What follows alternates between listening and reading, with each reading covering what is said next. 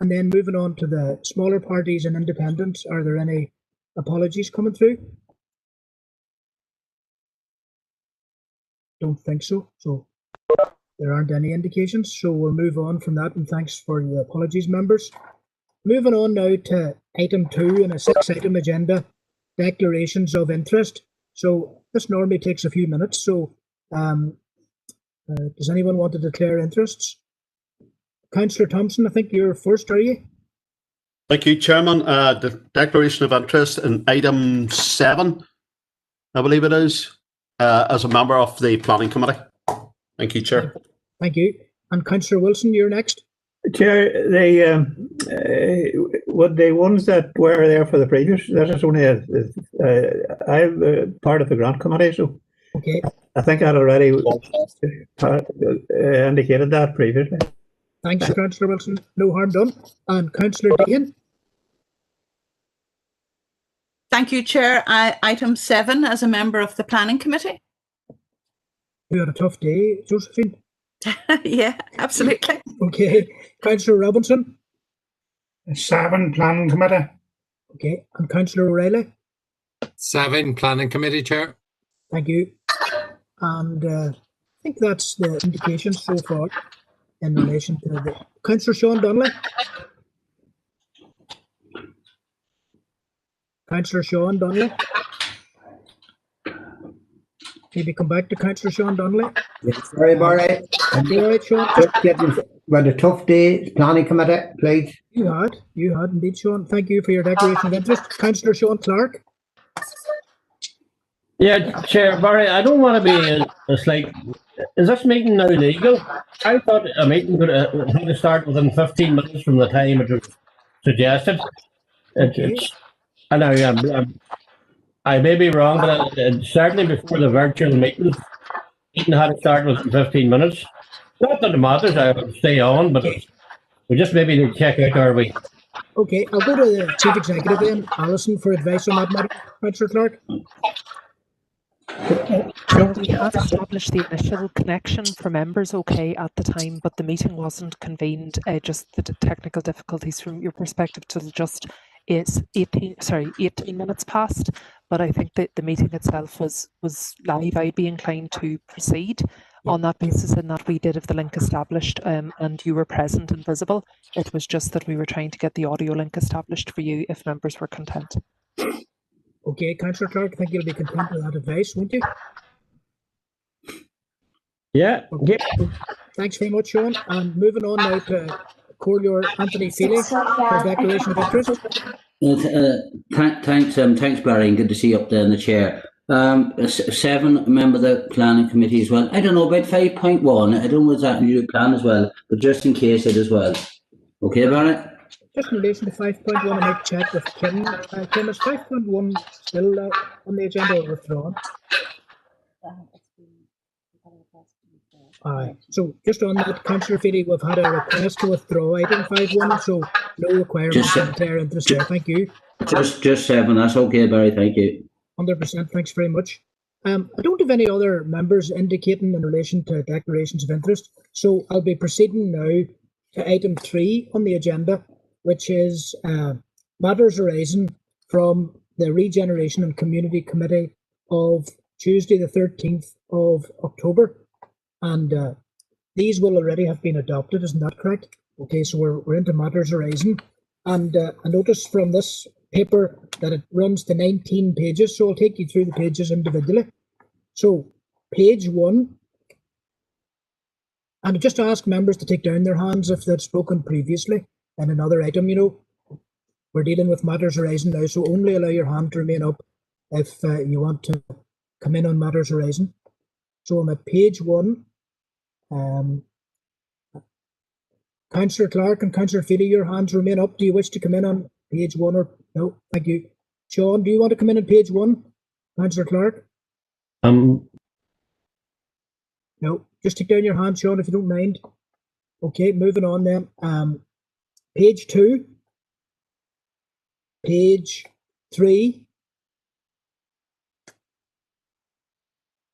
Page 4. Page 5. page 6 and 7, page 8, page 9, page 10, 11, 12, 13, 14, 15,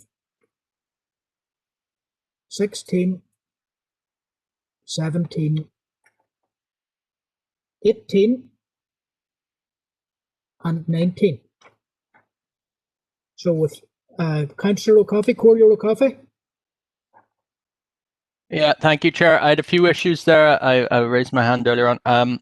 It was just in regard to page 16. There's a reference there to, I did receive a copy of the economic appraisal for the town hall refurbishment works.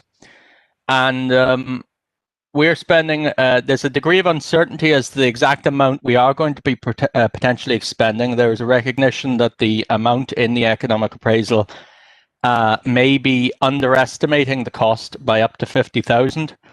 The due minimum proposal is at around 50,000. The preferred option is coming in at over, I think it's 330,000, which is a considerable uplift, and it may rise to 350, 360. And I genuinely would wonder why it is that we are considering spending such a large volume of money when the rationale for spending it, while it is entirely understandable in normal circumstances, I don't see it as being a hugely pressing issue at a time when this council is considering potentially mitigating or reviewing, let's put it that way, other services under in extreme circumstances we're in. So I just would wonder why it is we're preparing to spend 330,000 effectively on a not essential renovation effectively to the town hall. There is an issue on page 17, but I'm just raising that one at this stage. Thank you, Chair. No problem. So no problem, Donal. We're locating ourselves on page 16 now. And I'll ask the Chief Executive for a comment on Donal's points. Thank you. Thank you, Chair. Chair, I suppose just members will recall when the reports were brought through on this previously, I think slightly in excess of 50% of the costs relate to essential improvements or works that are required in terms of the making the building watertight. There's significant water ingress, as members will be aware and have seen. Mechanical and electrical works, many of which have been outstanding now for some time. So the essential elements of the works have been highlighted before. In terms of the modifications, they are largely around accessibility, the meeting rooms reconfiguration, and the energy saving, some passive measures put in as well, Chair. So I think it could be argued that the investment in the town hall is long overdue and is in fact an essential component of us ensuring the estate is fit for purpose going forward. That was, the further detail was reported to my recollection, Chair, to Policy and Resources at the time of the contract award for this work, and works have commenced. Okay, thank you, Chief Executive. I think it's only fair to allow Donal back in on this point, Donal, if you can. Thank you, Chair. I won't stay too long on it. I recognise the decision has been taken, but I genuinely believe some of the expenditure is not as high priority, and it does seem that we're going for a relatively significant investment, some of which I believe could have been avoided. But in any case, I'm content that the decision has been made. I would like to go on to page 17, Chair, if you will allow me. Just there's an issue there. It's a report I'd requested quite a few times, and thankfully I want to thank the officers for getting back with a copy of it. It relates to the scoping exercise that was conducted under the Peace 4 programme on the flags programme. Now, we all know flags are a perennial problem we all face, and what arises out of it. This is an interesting document. I would suggest maybe other councillors would have an interest in it. I've received two copies at this stage of Phase 1, Phase 2 reports. There is a Phase 3 to come, and I think it may be brought to a peace committee beforehand, but I understand that there's a process to go through there with that. I have two questions really. The first is having read the documents in some detail, and it is interesting to see what's being proposed, and some of it seems very good work. I would suggest one is why was for example, a major issue I think in relation to flags is flags being flown outside workplaces, because this has a very particularly negative effect on good community relations within the workplaces, and it even affects our own employees as a council.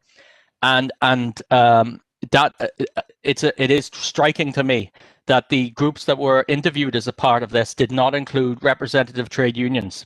So that to me is a fairly significant oversight with any process discussing flags. I think trade unions actually have a vital role to play in all that. The second issue really is a query. In the phase 1 document, it said that there would be 10 areas where initiatives would be taken around flags, and in order to try and avert the negative impact that they have on community relations. It does seem kind of restricted, but my concern really is in the second phase report, only 8 areas are reported upon, and one of which, particularly in Enniskillen, which was to proceed, did not seem to proceed. So I'm just wondering if there's a clarification in regard to why only 8 areas where there were contentious flag issues had proceeded, but there were 10 in the initial phase 1 document. Thank you, Chair. Okay. I don't think that information is to hand, Donald, but what would be the sum total then of your proposal? Is it to be revisited at a future RNC meeting? Is that what you want? I certainly would. I think, Chair, I'm not the only councillor here. I think every single councillor has an interest in this issue from different perspectives, obviously. But I do think it might be a useful one to revisit. Thank you, Chair. Okay, I'll just ask the Chief Executive for a brief comment. Yeah, thank you, Chair. I think Councillor O'Coffey alluded to it in his own comments. This is a peace partnership project. So I think in the first instance, what we have to do is to go back to the peace partnership to clarify the scope of the reports as presented and the conclusion of the project. Certainly, we can identify the concerns that have been expressed regarding consultation in terms of trade union bodies, and then we can report back. I think we need to ensure that we respect what the wishes of the partnership's approach to the project were, Chair, and then we can come back to committee in due course. Okay, thank you, Alison. I think that meets your requirements there, Councillor O'Coffey, in that matter. So I'm going to move on. I think Councillor Gannon wants in at this stage. Yes, Chair, just briefly sitting on Piece 4. I believe that project was, and this is from memory because quite a while ago, was dropped because it didn't have sufficient representation from different sides of the community. So it was very skewed to one side of the community, which was deemed not to be beneficial at the time, I believe. But happy for further clarification to be sought, Chair. Thank you, Councillor Gannon. Councillor Clark? Yeah, just declared that. Just I forgot about that earlier. Member of Piece 4. Right, okay, thank you, Sean. And if other councillors wish to declare that similar interest, speak now. Councillor Thompson? Absolutely, Chairman. Declared interest as a member of Piece 4 Partnership. Thank you. And Councillor Deehan? Yes, myself. Right, Councillor Deehan, carry on with you. Yes, okay. Just to declare an interest as a member of the Piece 4 Partnership. Okay, thanks very much, Councillor Deehan. And then Councillor Robinson? Thanks, Chair. Declare an interest in Piece 4. Sound. And then Councillor Armstrong? Chair, yes, likewise. I want to declare an interest with Piece 4 membership. Thank you. Okay, and Cordior Feely? I suppose I don't think there's much need, but I better follow the rest for Piece 5. No problem. Okay, and Councillor McPhillips? Cordior McPhillips? I'll follow also, Chair. Thank you. Okay, and Councillor O'Reilly? Chair, it is another one of these anomalies that I think that maybe training should pick up on the next time.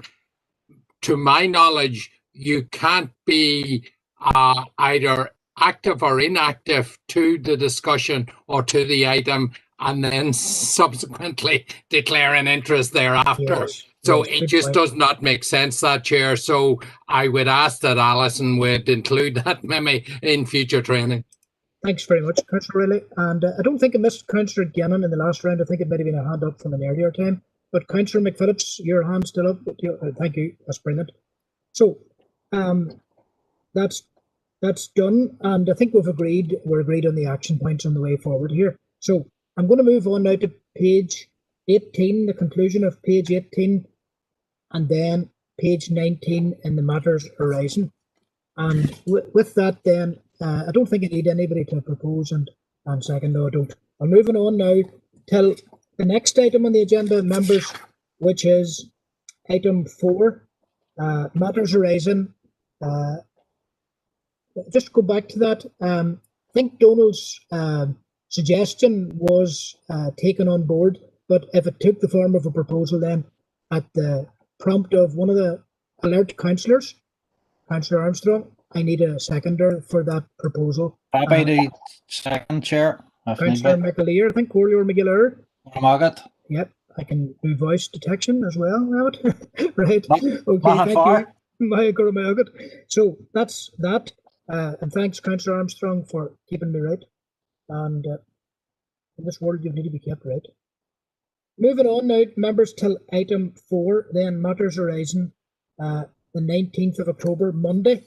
And this is lesser in volume. So matters arising 19th of October, page 1, page 2, and page 3. There aren't any hands up, so I'm going to move on, keep moving. Isn't that right? Alison, did you want in? Sorry, there's no pages. My record here is different. Sorry. All right. Page 1, page 2, and page 3 complete. Okay. Page 4. No hands up. Page 5. Page 6. Page 7. Page 8. Page 9. Okay, and Corlear Coffey, followed by Corlear Swift. Donald, you're first up. Thank you, Chair. It's actually page 8. I tried to get my hand on. It didn't work quite in time. It's just in relation, and I know this will have some interest to yourself, Councillor Michael Duff, Chair. Some statistics have come to my attention in relation to Invest NI, which we were highlighting the lack of their activity. And some statistics have come to hand which are relative to the last 9-month period. It's the first 9 months of 2020. It has been a difficult period, but the figures are really in regard to the number of jobs that have been confirmed as being created in each of the parliamentary constituencies by Invest NI. It would probably be something to be welcomed by us all that, for example, Belfast South had 808 jobs confirmed as being created in that 9-month period. Belfast North, 151.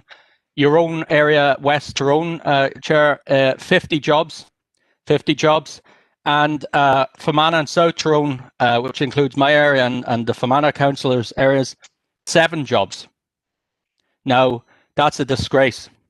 And it has to be said that Invest NI are completely failing to have any reference at all to the needs of this area for job creation is absolutely essential right now. We are losing so many jobs up and down, not just our high street, all over the place, and there's no focus coming out of Invest NI for our areas. We are the poor end of the wrong end of the motorway, wrong end of everything. 7 jobs in our area. That's less than 1% of what they confirmed as creating in one part of Belfast. That's the reality of what we have today. So I just wanted to highlight that for all the councillors to see. Thank you, Chair. Thank you, Councillor O'Coffey. And Councillor Swift? Yeah, Gormagat. Well, I totally agree. That has already been highlighted, I believe, by one of the other councillors. They probably want to talk about that Invest when I'm on page 9, Barry Project Stratton, okay. So you can call me back in. Yeah. Oh, no problem. Bernice, thank you. Councillor McCann? Stephen? Yes, Chair, also on page 9, Project Stratum. Okay, come back to Bernice and Stephen then. And Seamus, Councillor Green? Thank you, Chair. It was in relation to Donald's point there. This has been a long-running battle with Invest NI. 6 years ago, I got stats from them which showed that over a 5-year period, they were investing something like 1/5 of what was being invested in Belfast and Derry. We really are getting the raw end of every deal as far as this is concerned. As I did point out at the time and numerous times since, when government departments talk about they can't get doctors for the Southwest Hospital, they can't get businesses to come here. As I pointed out, I wouldn't take that as any excuse. If you were living in New York, if you went 70 miles from the centre of New York or Sydney or London or that's where the suburbs would be. People would be moving out there so that they could travel in or use the technology to work from home. It's an absolute disgrace that as that the government makes these excuses that we are too remote or we're too far away. It's an absolute nonsense. It's all down to government will and the policies that of Belfast, and it's as I've said before, it's almost that the assembly is an assembly for Greater Belfast. So just a few comments. Okay, thank you, Councillor Green. And Councillor O'Reilly. Yes, thank you, Chair. And just on this issue, back quite a number of years ago when I was chair of the council, and that would have been Fermanagh Council at the time, I had met with Invest NI and had asked that they would allow us to have a Pacific area-wide or council-wide look at about putting specific measures and really targeted measures into trying to be on different expeditions to look for jobs overseas and other places to allow Fermanagh and now Fermanagh and Omagh to be really up there and recognised, because as other speakers have said, we have long understood that we were not really being given a fair playing field while Invest NI were able to attract jobs to practically every other region bar ourselves. And I would propose, Chair, that we would go back now in the close of 2021 and looked at, or the close of 2020, and looked at in 2021, coming out of the period where 7 jobs was all that could be managed to be attracted to our area, that we would have that special focus on Fermanagh and Omagh, and that we would have the ability to have a more or less a task force looking at how we can increase the number of jobs that Invest NI and actually put a target on it that they should be able to attract to this area. Because unless we do something proactive and creative, Chair, in another 10 years, we are going to be lamenting the same story, I fear. Thank you. And just, Councillor O'Reilly, could you restate the proposal aspect of it? You know, what is the core of your proposal? That we write to Invest NI, that we look for a meeting with them, to the Chief Executive and whoever else within Invest NI, that they would do a meeting with us with a view to putting together a Pacific task group to look at attracting, how we would attract jobs to Fermanagh and Omagh in this rural area, and to do that for 2021. Okay, Thomas, just as a thought from the chair, you can take it or leave it. Would you want to incorporate into that a request to meet board members? And I'll tell you why I say that. Recently, there was a high-profile west of the Ban appointment in Kieran Kennedy, and I just thought it might be useful to engage people beyond the Chief Executive and Chair that is normally presented to us. It's just a thought. Would you like to include that or leave it for now? No, Chair, I'd be happy to incorporate that, because I think that on many occasions the Chief Executive and those around him have been met and nothing has come out of it. So certainly I think something to change the dynamic would be very welcome. Happy to take your good counsel there, Chair. Okay, thank you. And now, just seek guidance from Councillor McAleer and Councillor Wilson that they both want in on the Invest NI item. I think you do, don't you, Emmett? Yes, correct, Chair. Chair, yeah. Okay, no problem. Go to you now, Councillor McAleer. Good man. Thanks, Barry. I'll not speak too long on it. I think just the figures kind of speak for themselves, and I think even it's interesting that they've been delivered by parliamentary constituency. I'm wondering if we could get a further breakdown of those figures by the district council area. I think it would make for interesting reading. I think the lack of investment here, and people in Fermanagh don't need any telling, and people in rural Tyrone don't need any telling either. It has been less than abysmal, and I think the fact that we have seen investment from Invest NI being funneled and targeted towards extractive and exploitative industries, I think it isn't good enough. It's not what the people here want. We want sustainable jobs. We want long-term employment that is going to provide for the betterment of the population and the betterment of our area. So I think if we could maybe request that as a follow-on from Thomas's letter, or as part of the letter, that in the engagement. I would be happy enough to support his proposal as well, and just second that, Chair. Okay. Thank you. Thank you. Well, definitely there would be space for that point to be conveyed at the engagement. So moving on now to Councillor Wilson. Yes, Chair, I would agree with everything that has been said. It's quite obvious that the west of the Ban has been neglected, and desperately neglected. We talk about Invest Northern Ireland. We only need to go out to our own DFI. We phone them, we meet them, we do everything. The roads are cart tracks. They're not, you couldn't class them as roads, and they ignore our phone calls and complaints. So, you know, where do we go? I was today where I was diverted that I haven't been on for years, and they are farm tracks, they're not roads. And I should replace the way that we are being treated in Fermanagh and West Tyrone. Thank you. Okay. Just remind you, Councillor Wilson, you have a wee chance to maybe signal those roads that you would like to raise in the West Tyrone DEA context. Think ahead of the Friday the 4th of December from memory. I do them on a regular basis, and nobody wants to know. In fact, at times the phone's not even answered. Yeah, okay, well, we wish you well, Councillor Wilson, in pursuit of these rural roads. I know exactly what you're talking about. December the 4th offers some opportunity, but I know it is frustrating.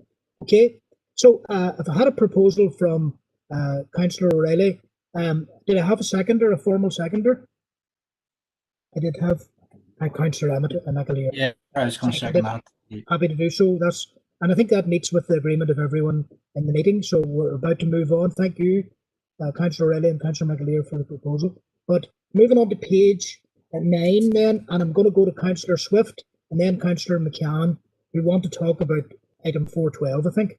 Councillor Swift. Yes, yeah, Gurmagat, Hurley, Barry, thank you for that. And I'm just going to use the new emojis that we have included in talking about this. You see on Project Stratum there, we're giving it that, we're giving it the hand clap, we're giving it the smiley face, and you know, this, we're celebrating because about time, the announcement has arrived, and a 165 million deal to improve broadband connectivity. And the word that was used to describe it today was transformational.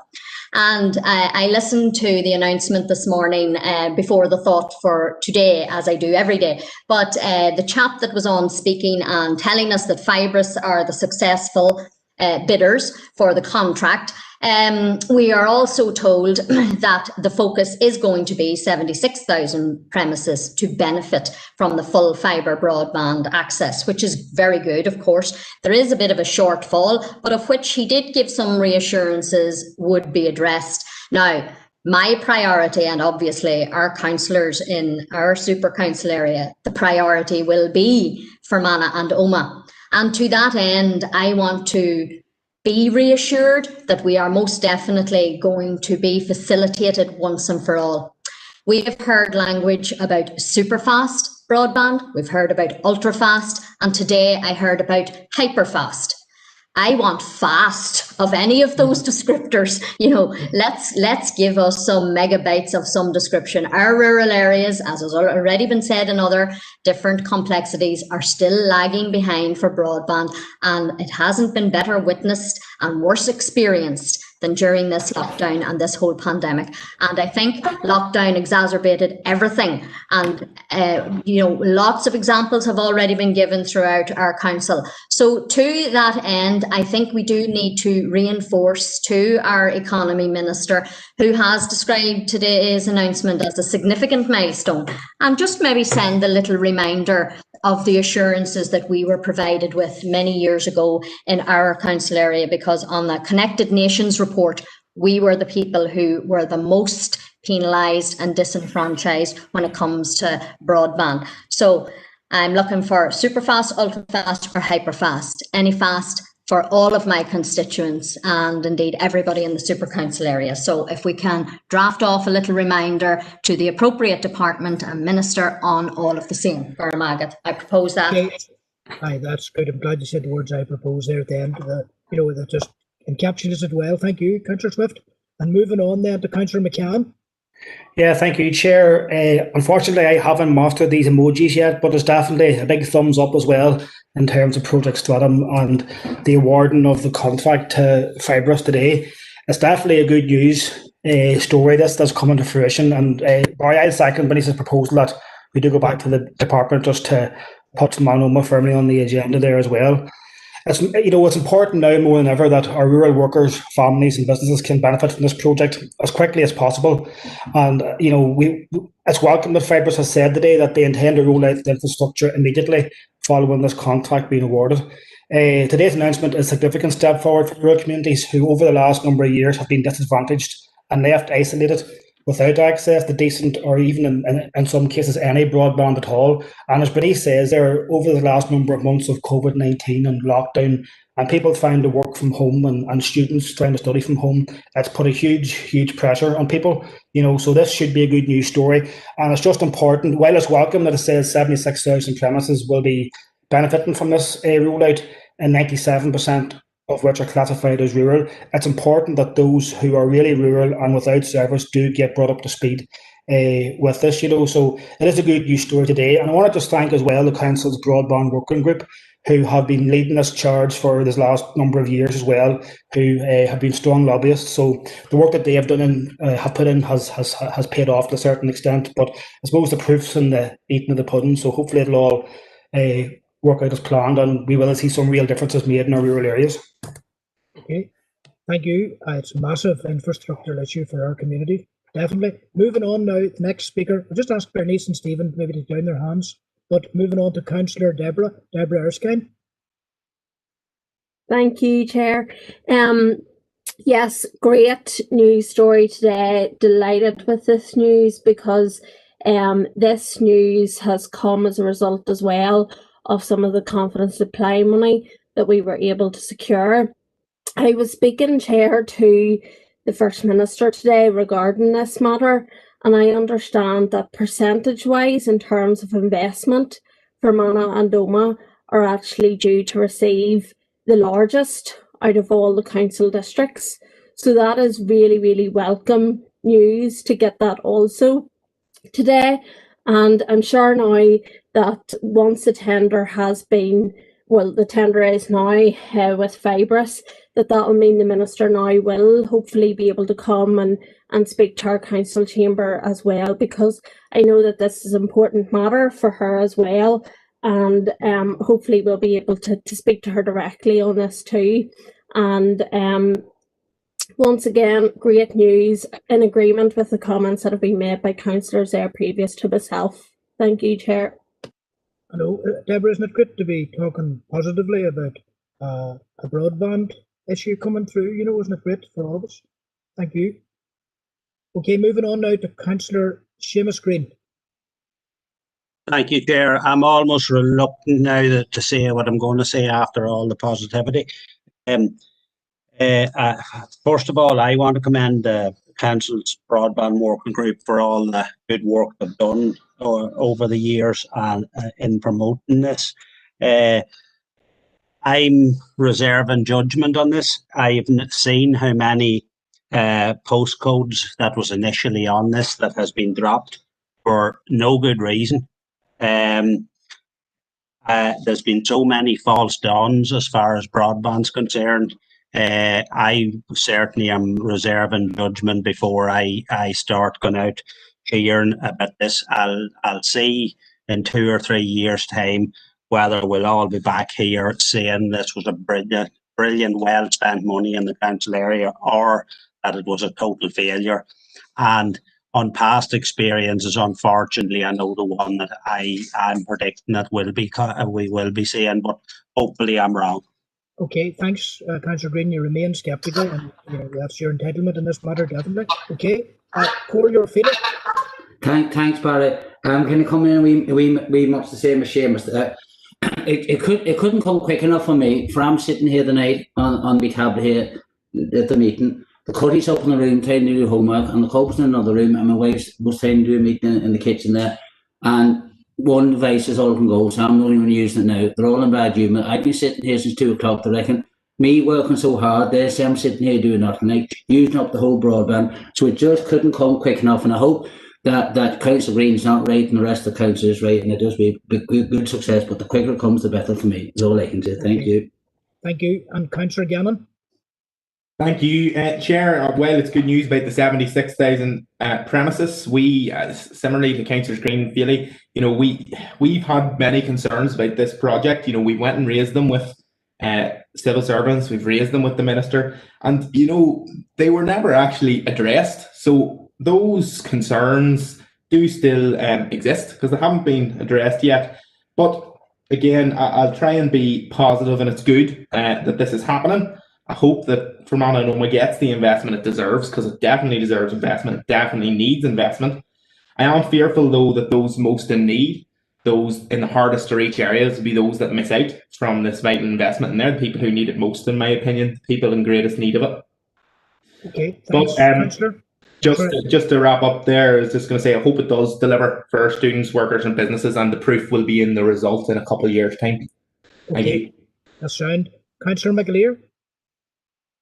Thank you, Chair. Yeah, just to, I suppose, just to preface my comments by saying that I am a member of the broadband group, and I have declared an interest, but just to comment on some of the announcement today and some of the comments that have gone before.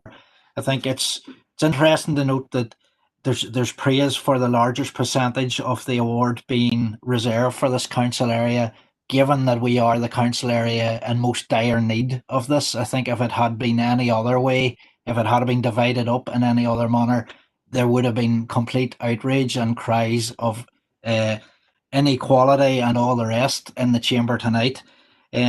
I think it's interesting just listening to the news reports today. They were talking about a gigabit, up to a gigabit of speed being available, and for those who do or don't know, that's 1,000 megabits of provision. When we were tasked there in October with running the crowdsourcing survey earlier in October, at home my speed was 15 megabits. So, we have a long way to go in this area, and I think whilst it is encouraging news, as previous speakers have said, until we see the proof of it being delivered here, we'll keep our expectations maybe a wee bit lower. But rest assured to the other members and to those listening in that myself and the other members of the Broadband Working Group will be fighting as best we can for each and every one of you to get that provision up to speed and up to a standard that people can actually use and is of benefit to them. Thank you, Chair. Cordial coffee? Yeah, obviously internet access is more important today than it's been ever before, and certainly for a rural community dependent on it for not just our economic but our social and educational needs. So obviously it's to be entirely welcome that there is to be any additional investment. However, it has to be said that the scale of investment is not sufficient to provide the broadband access to all people, or even to the standard that is required and will be required in the coming period. And I think Councillor McAleer hit the nail on the head there, where he started talking about the figures, because that's probably the main issue. First of all, my understanding is that Stratham will not benefit everyone. There are going to be areas left out. They're going to be left dependent on the the money constrained option, which is the universal broadband rights, which depends if you've got enough money to pay for it or not. But for those who do benefit, yes, it will be of benefit. However, the target is 30 megabits per second. And I think in my house, I'm up to 70, and we're pretty slow still. So, and the world's moving on, as Councillor McAleer said, to 1,000. So that is the level of where we're at. And this all reflects the nature of the marketization of broadband, where 97% was the target given by the British government, UK government, to the broadband providers. And that meant that they didn't have to supply the vast majority of rural areas with broadband or even telecoms mobile coverage. So yes, it is welcome. We want to see more, and we need to see a faster entitlement for everyone. And I believe that what is needed is a public sector nationalization of this industry, and guarantee that everyone gets the investment that they deserve, so that everyone is connected, because that's the only way we're going to see the services that we needed sustained, and the equality and economic development, the job creation and the education, all these things that our people deserve. That requires state involvement. It does not require profitability, which is what the system is based on. Thank you, Chair. Okay, and a commitment there to continue to monitor. So moving on now, 3 remaining speakers. This is obviously a very important issue. Councillor O'Reilly, followed by Councillor Anne-Marie Donnelly, followed by Councillor Stephen Donnelly. So Thomas, Councillor O'Reilly. Thank you very much, Chair. Yes, it's I would venture to say one of the key important issues in our lives. The announcement is welcome, and 76,000 premises getting it is 76,000 premises that hopefully will be better off, and hopefully will be better off sometime soon. It's a bit like this old saying, live long and you might find grass. You know, it is a bit like a lot of our road requests in Fermanagh. We have 700 metres of a dual carriageway, and we should be eternally grateful that we got that. No, that is not the answer, and we have a very basic human right to be included in society, and the way to be included, and one of the key important ways, is through our connection to the World Wide Web, and without that, we are definitely being disenfranchised. And until we stop this value for money contracts idea of giving out contracts, we're not going to largely change that. We must look after the rural dweller and work from the nut spots. Now, we went through years of working these out and postcodes, but then they were duly ignored by and large. And we have still a lot of these premises and a lot of these areas that have got no privilege. And we were talking about invest and being able to attract jobs. If we can't get more than 30 megabytes to a house, how are we going to attract a firm or a company to set up and get those much needed connections that they need to be able to sustain their businesses? So like some other councillors there, sit on the broadband, and we will bag this one and see what it brings. But at the same time, I want to make it very clear, as Donal and others have said there, that this is a very, very limited offering that we're being promised, and promises sometimes are kept and sometimes don't materialize. So until we can actually get a level playing field where everybody has that universal option to be connected in a meaningful way, we are still being disenfranchised. Thank you, Chair. Thank you, Councillor. Just ask Seamus, Anthony and Thomas now to take down their hands, if you don't mind, and then Councillor Anne-Marie Donnelly. Thank you, Chair. Just want to follow on from everyone else's comments there. I mean, this is welcomed, you know, that the project has been awarded now to Fibrous. But what I really want to emphasise is that we still are not clear as to how Fibrous will prioritise how they will roll out this scheme. And as a member of the Broadband Working Group, I, along with the rest of the members of it, will still be lobbying to have those who have little or no broadband to be prioritised, rather than taking the easy hits first and boosting people's broadband in areas where they have sufficient broadband for now. We really do need to prioritise those that have little or no broadband at this time. So I look forward to getting an update through the broadband working group from Fibrous to explain how this will be rolled out, because that information has been withheld up to now, and that's information that we will need to to see how we progress matters and how we continue to lobby for the benefit of those in the hard to reach areas. Thank you, Chair. Okay, Anne-Marie. And Councillor Stephen Donnelly. Thank you very much, Chair. And like other councillors, I would like to welcome the awarding of this contract for the delivery of Project Stratum, as it does represent a positive step forward in hopefully tackling that rural isolation and lack of connectivity that we have historically suffered from across Tyrone and Fermanagh. But at the same time, we still have a job of work to do in keeping an eye on how this does roll out. There are questions that still need to be raised around sort of the range of coverage, and certainly the broadband working group is going to have a big role to play in that. And if we get this right, there are substantial economic and social strides that can be made. But in particular, I think of all the young people, school pupils and university students right now who are more reliant than ever on their broadband connectivity to be able to live their lives and to do their work during these really difficult times. And so hopefully this announcement today is the start of something really positive in terms of being able to improve people's lives in this district. Thank you. Okay, thank you, Stephen. And Councillor Deehan. Thank you, Chair. And I too, like other members, would like to welcome this announcement.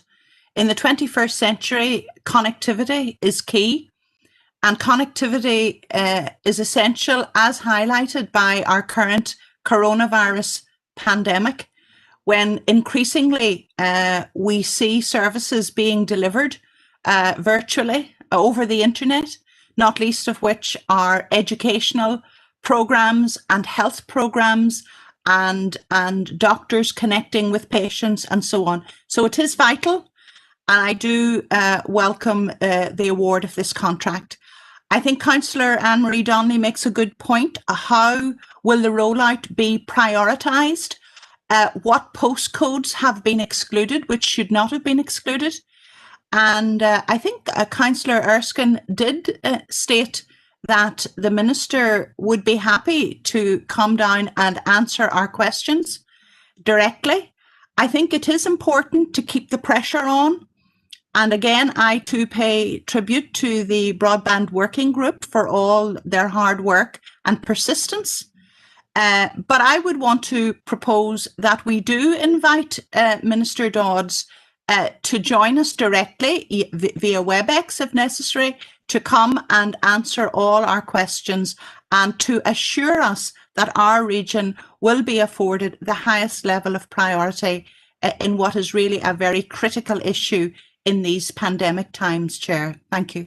Okay, and thank you, Councillor. Good idea to renew that invite, definitely. Yes, well done. And moving on now to Councillor Warrington. Thank you, Chair. Well, again, I would be cautiously optimistic that we're going to get broadband, but I wouldn't be getting. I'd be like Councillor Green. I wouldn't be getting too carried away just yet until we actually have it. And like Councillor Anne-Marie Donnelly said, the bottom line is that it's are they going to roll it out to people that already maybe have adequate supply, just basically to get their own stats improved, and leave the places that lack, certainly like areas of Fermanagh and Tyrone, where the connectivity is an absolute disaster. Are they going to leave it to the end and get the other areas rolled out first, which will help their stats? Thank you. Okay, thank you, Councillor. And again, our rural councillors really know what they're talking about in this issue of the deficit, so we're trying to address that. So we've had a proposal. Seamus, your hand's still up. Is that an error, or do you want to come back in briefly, Seamus? Maybe not just responding at this time. Councillor Donnelly, did you want to come back in briefly? Anne-Marie? Yes, Chair, it was maybe just a second. Councillor Legan's proposal there. Okay, that's great. Has already been, yeah. Okay, so I'm going to anticipate consensus around both proposals. So I think that's it, isn't it? It's resolved. Members, just with your silence, I know that you're backing both proposals. One from Councillor Swift, seconded by Councillor McCann. The second from Councillor Deehan, seconded by Councillor Anne-Marie Donnelly. So we're about to move on, and thank you for your contributions there. We're singing from the one hymn sheet on that issue. Okay, that's page 9 dealt with. And then just Seamus and Victor, take down your hands if you're not looking in page 9 or 10. 10, page 10. Seamus, just double checking with you. Councillor McAleer, you're wanting? Councillor, page 10. Yeah, thank you, Chair. Yeah, just and I suppose briefly, I know normally we get a heads up if there's correspondence or responses brought in. Just to say that in a personal capacity, I've heard nothing back from Vodafone in relation to this. I've got an email saying that they're still looking into it. Now, again, pointed out on the night that they had responded the day after the meeting to give us information about 5G, but they haven't been able to respond to what my understanding was the actual crux of the point of having the meeting the last day. So I'm just really wondering if there's any response or any sign of any response from them in relation to the correspondence there. Thank you, Chair. Okay, Councillor officials are aware that there is no response, but Kim may come in this. I have followed up with Vodafone, Chair, and they've committed to having a response with me within the next couple of weeks. Okay, thank you, Kim, for that. And there are 2 hands remaining up, but if they could be taken down on this. Councillor Anne-Marie Donnelly, are you in on page 10? Yes, Chair. Okay. Just was wondering if a new date had been set for the working group about the Mid-Southwest Growth Day. No problem. The workshop that we're going to have up ahead, Anne-Marie? Yes, thanks. There isn't a date as yet, but I know that Alison and the team are working to get a deadline, get an imminent date. It could be in the next 3 weeks, perhaps. That's right. Alison, over to you. No, Chair, just to say we would be hoping to have it still before if not the end of November, the first week of December. So certainly we are aiming to get it. It's just to get competing diary commitments accommodated. Thank you, Chair. Thank you, Councillor Donnelly. Seamus, I'm just double checking with you about your hand remaining up. Do you want in on page 10? If not, I'm going to move to page 11. Page 11, Councillor McAleer. Thank you, Chair, and maybe you'll leave me a wee bit of leeway, and maybe not. I'll chance my arm and see how I get on. Definitely give you 3 minutes. We'll definitely give you 3 minutes. I'll not even take the 3 minutes. Okay. It's in relation to 5.2 at the top of the page and just the discussion we had in relation to forestry, and just mindful of events just across the border with County Donegal at the weekend. This is an issue I've raised just with the council officers and indeed the council chair about maybe taking a look at a report back into the incident in Mean Bog. I'm sure plenty of us have seen the coverage of it over the last number of days, but I'm kind of torn. I've been given advice maybe it would be better to be brought back to a full council committee. Maybe it would be better to be brought back to a meeting of this particular committee, any kind of follow-up on it. I think there are huge lessons to be learned in a similarly rural area that's a lot of bogland. You have the sort of this monoculture of Sitka spruce, and I think there's a lot of lessons to be learned from what's gone wrong. And obviously it's not a million miles away from where you are.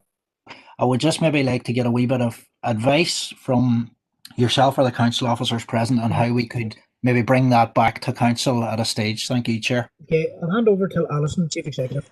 Yep, certainly, Chair. As Councillor McAleer has indicated, he has been in touch on this issue. So I suppose to say it, all of our committees are full member committees. So the appropriate committee for consideration of this matter would be Regeneration and Community.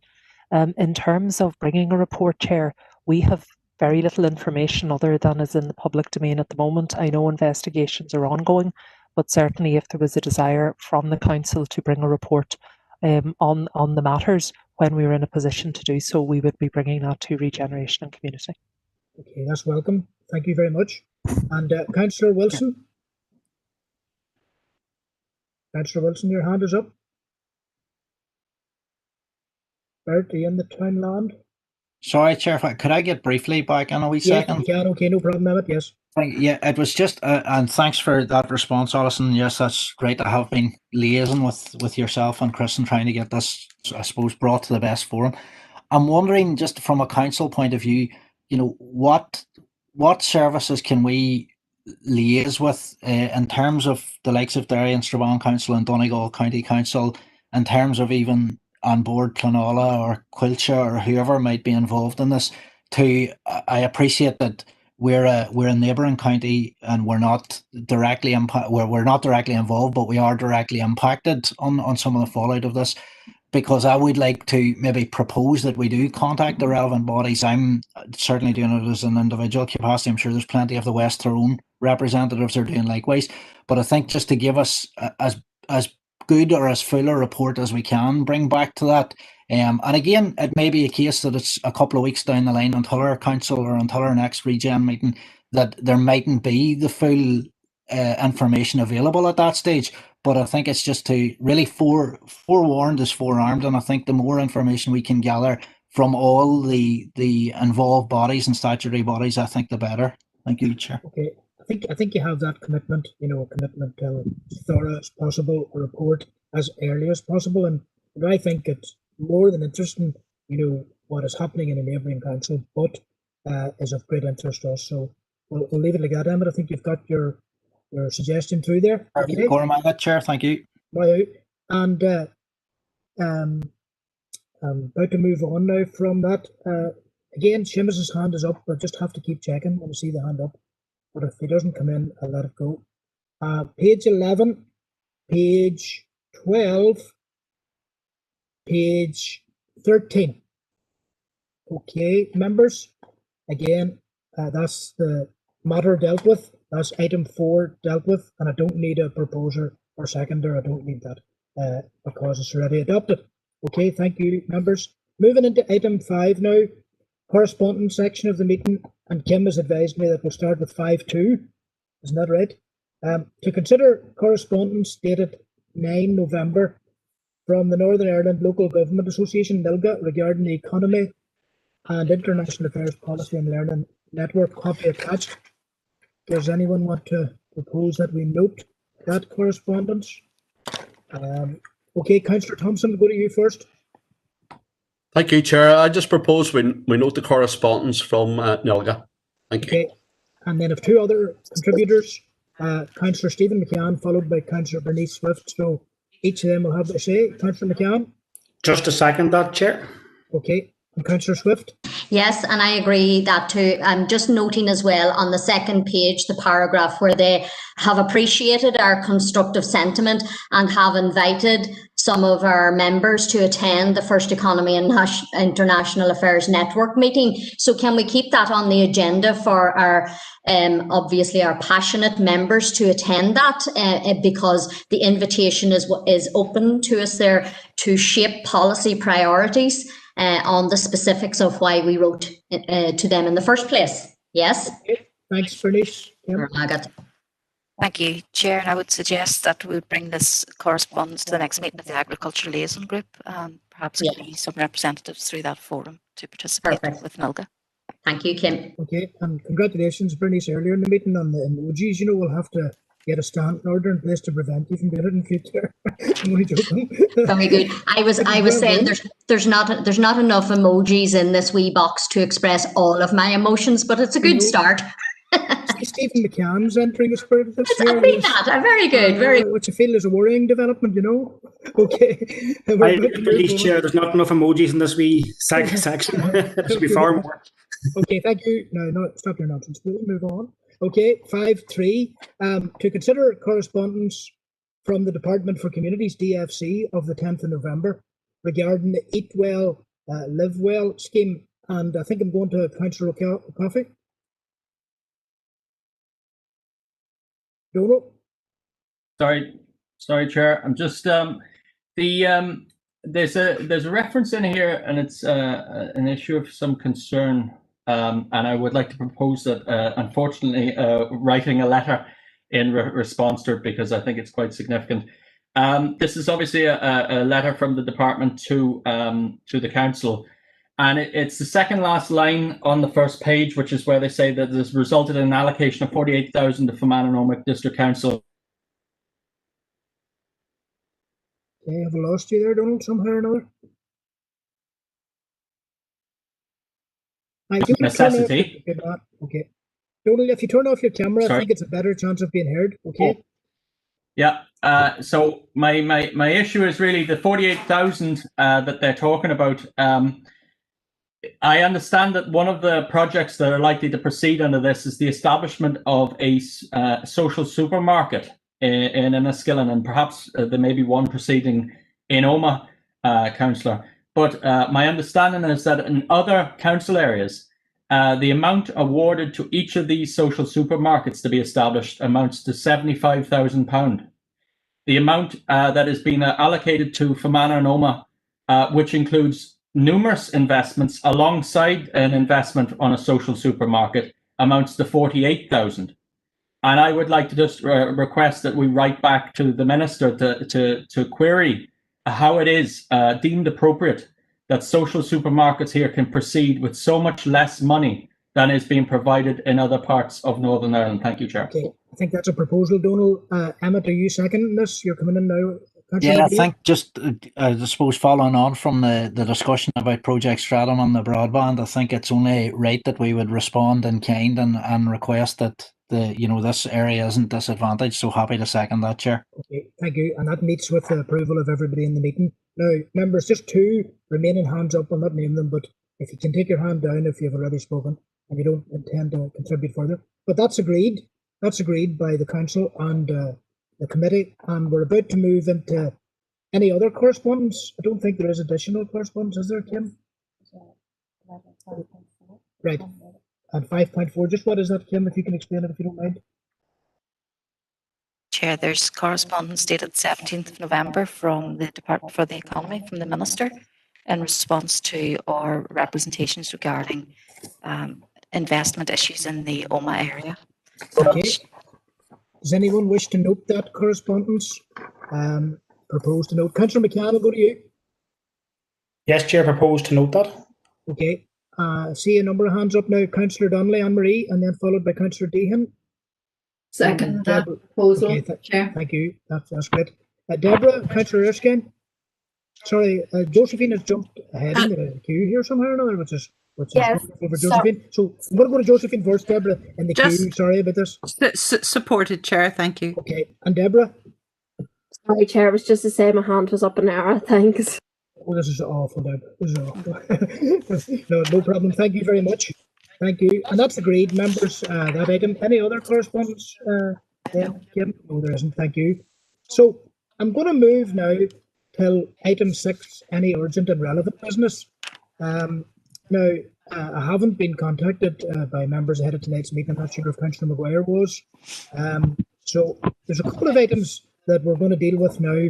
I'm going to invite the Chief Executive on a couple of items. She may wish to speak about Sunday trading, and she may wish to speak about a DFC master planning matter. So over to the Chief Executive. Thank you. Thank you, Chair. Chair, members will recall during the first wave of COVID, we had received a request regarding the Council's position in relation to the enforcement of Sunday opening hours for larger retailers. And this was in the context of relaxations to allow care workers and those in frontline services to avail of such shops during maybe their off time, off duty. The position of the council at that point was that we would write to the relevant supermarkets to clarify if that had met with this suggestion had met with the approval of their representative bodies and their employees, and we received no response back to that, Chair. So we obviously implemented our arrangements as normal. We have subsequently received a request through the Executive Office, as have all 11 councils, in the context of high street recovery, and in particular in advance of the Christmas trading period, to see whether councils are minded to relax Sunday opening hours for larger retailers. And this is really in the run-up to Christmas to spread the load in terms of footfall from a health and safety perspective. The members will be aware, Chair, that the legislative requirements for this are set out by departments, by the Department for Communities, but the local implementation is at a council level. So it's really to see if the council is minded to be supportive to some relaxation in the context of the request and for health and safety reasons, and to apply some discretion in that regard, Chair. I think it is likely that a number of other councils are moving in this general direction in advance of the Christmas season. Okay. Now, a good number of members have indicated here, so we'll just ask each to be as brief as possible. I'll give you the order that I have them in, and I'm anticipating that 2 hands are remaining up from a previous item. Here's the items, the list of councillors. Councillor O'Coffey, Councillor McCann, Councillor Thompson, Councillor Deehan, and Councillor Garrity, and Councillor Blake. So hopefully everything will be said when the 6 have spoken. Councillor O'Coffey. Yeah, thank you, Chair. It's really I think that it'd be very important that the voice of the shop workers be considered in any decision that's been made. There's obviously major issues. Everyone's strained at the moment. People in shops are facing particular threats, and it is important that they have some family life. And that means weekends. There was a reason weekends were conceded by the employer class, and that was because people needed have one day off where there was a community that they could engage with each other. And the idea of Sunday opening, I know, has been quite controversial with many workers in many shops. Now, I would suggest that personally, I would only be happy to support this if there was a full consultation with the workers involved, as we had decided the last time. Thank you, Chair. Thank you. Councillor McCann. Yeah, thank you, Chair. Well, just listen to what the Chief Executive has said, and in the context of health and safety, I'd be happy to propose that advice and direction. Obviously, conscious of Donald's concerns as well, we wouldn't want to see any staff being negatively impacted, and I'm sure there would be scope to work with staff well in advance of this time, through their managers, whatever. So, but we wouldn't want to see any negative impact to staff, but it's also important to be mindful over the next couple of weeks of health and safety as people are out and about. So happy to propose that, Chair. Okay, Councillor Thompson. Thank you again, Chairman. No big disagreements with it. I'm just wondering, just with regard to, obviously, Councillor Coffey's mentioned the shop workers and the workers working the Sunday hours. Is there going to be any engagement or consultation with the Churches Forum? And I'm particularly thinking of the town of Omagh here on this one, Chief Executive. Is that a point about Sunday observance, Errol? Is that the point? Well, it's something that I would assume that it's one of the reasons why we don't open until after 1 o'clock. Yes. That the churches can have their hours of worship. Okay. Well, So I think I'll I'd like ask some the Chief Executive consultation to with reply at Churches the end Forum. of this. Thank you. Okay, thank you. You're proposing that accordingly, Errol, and we are. Okay. I am, Chairman, if we consult with the Churches Forum. Thank you. Okay, thanks. Councillor Deehan.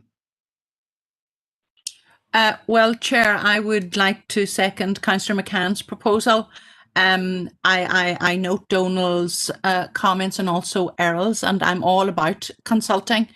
I think my main wish, obviously, would be health and safety, and to ensure that people get to enjoy as good a Christmas as is possible within the coronavirus restrictions.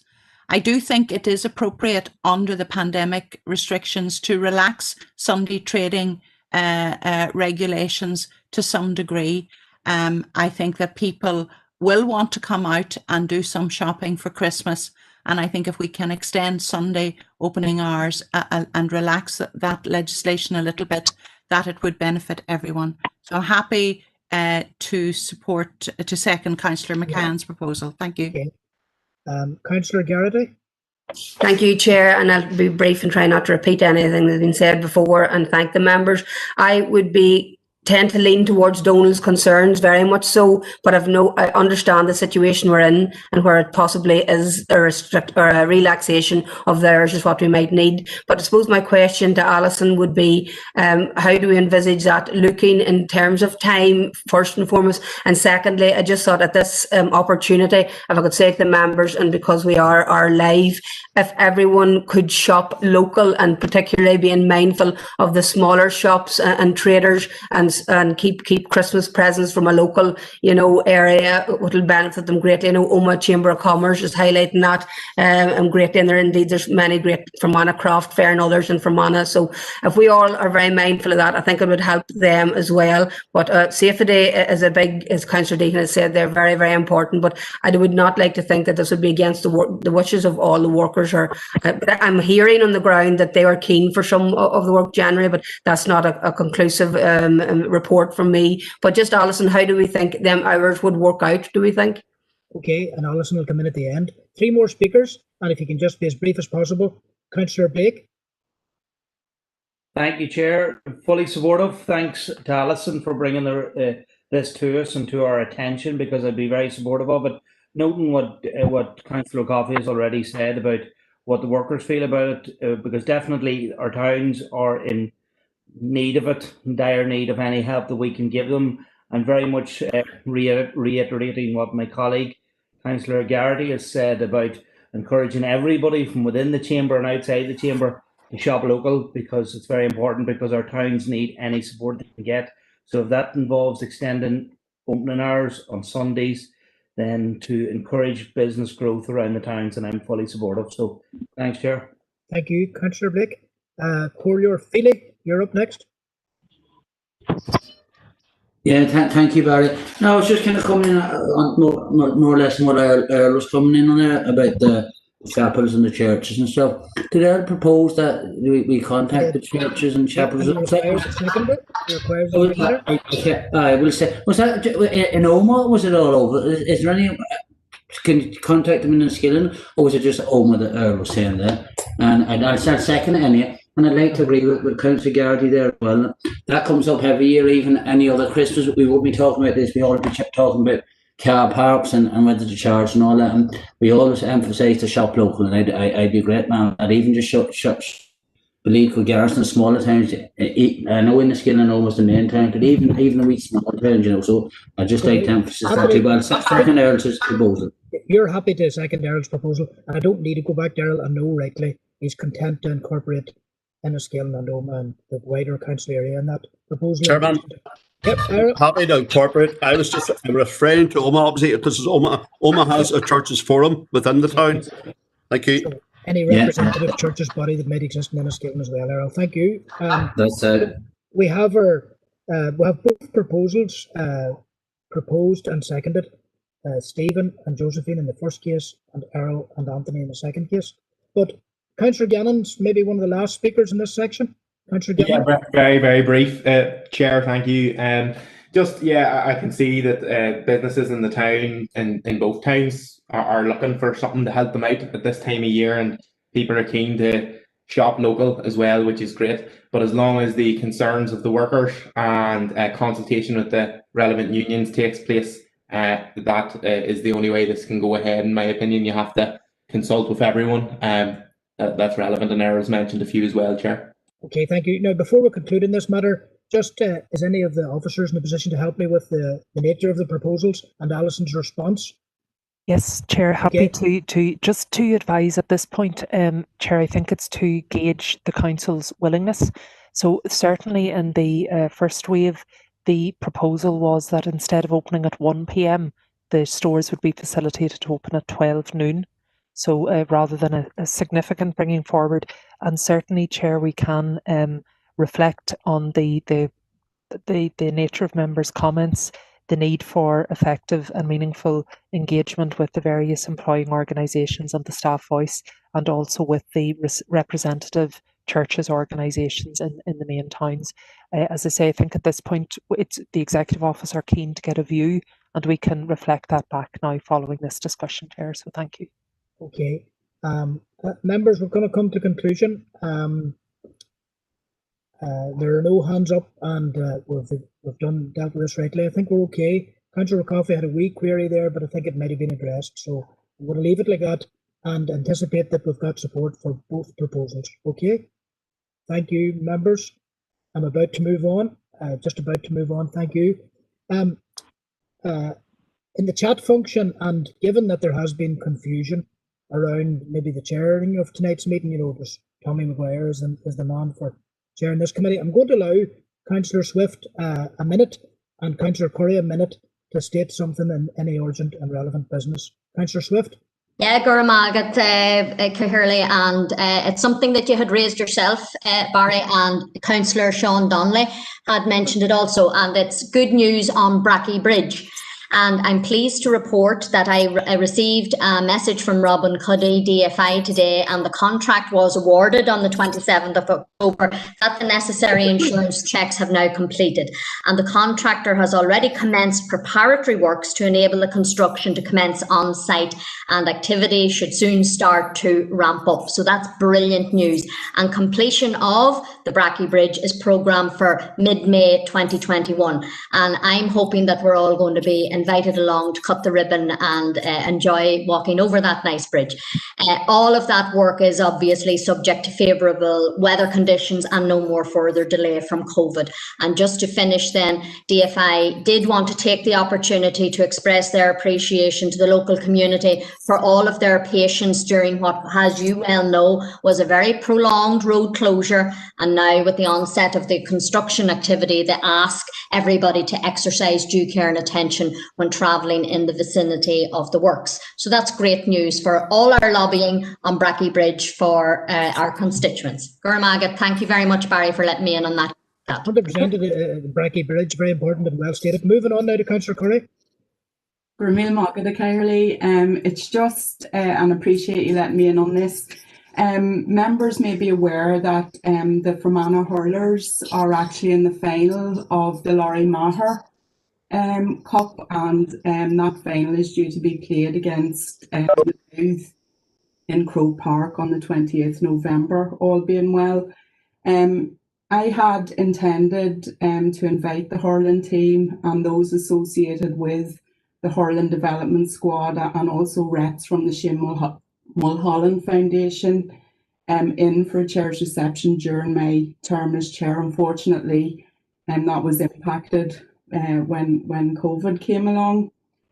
Chair, the hurling development efforts in the county are just continuing to make a hugely positive improvement in hurling right across Fermanagh, and it's great just to see so much competitive hurling being played now at a county level. Okay. The Shane Mulholland Foundation is doing tremendous fundraising efforts, but just on our hurlers reaching the final, I'd just like to wish them the best of luck, and I'm sure everybody here would agree to that. Just a great morning to them in the final. And maybe, Chair, if I could just propose that at a suitable time in the future, that we could invite them in to a chair's reception. Gurmugget. Thank you, Councillor Curry, and we can hear from Councillor Smith in the future on that. I don't need to get his commitment now, but sure he'll think about that. Okay, moving on. Councillor Feedy, very brief, please, then Councillor Garrity. Yeah, very brief. Just glad that Siobhan brought that up, and I like to second Siobhan's proposal. Like, Fermanagh just do wee bit better in the hurling, maybe they do in the football, you know, not like Tyrone, but I like it. You're doing rightly, Anthony, you're doing well. Councillor Garrity. Yes, just wanting to be recorded as supporting that there, Chairman, and thank Councillor Corey for bringing it. Just, can I ask, what, Mr. what level is it at this, is that, or what is the final again, Barry? I just didn't catch it. Laurie Maher, I think Nicky Record Cup might be the second one, and then third category might be Laurie Maher. I think it would be like that, Mary. And is it deemed as in the level of an All-Ireland final? It is indeed. It's big stuff, yep.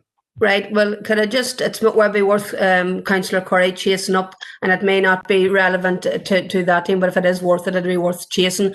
I know that we have a policy that if teams reach an All-Ireland final, there is some financial help that they can avail of. It may not apply in this one. I know you and I are very privy to big All-Ireland finals in Tyrone here, but that doesn't mean that All-Ireland finals are in Fermanagh equally as important. So maybe something that could be checked out. I'm only joking. Okay, Mary. But see if there's you. any Trillic hurlers, keep them coming by Tyrone. Don't be sending them over to Fermanagh. Okay, no, that's great. Well said by the members. Now, Councillor Sean Donnelly, I suspect it's a comment on Bracky Bridge from you. And maybe just before I go to Councillor Sean Donnelly, I have to check in. Yes. Call-in user 2, Sean, just before I do. Who is call-in user 2 on my screen? Is it a councillor who's connecting by phone? Sorry, yeah, thank you, Barry. Just to thank Bernice for her.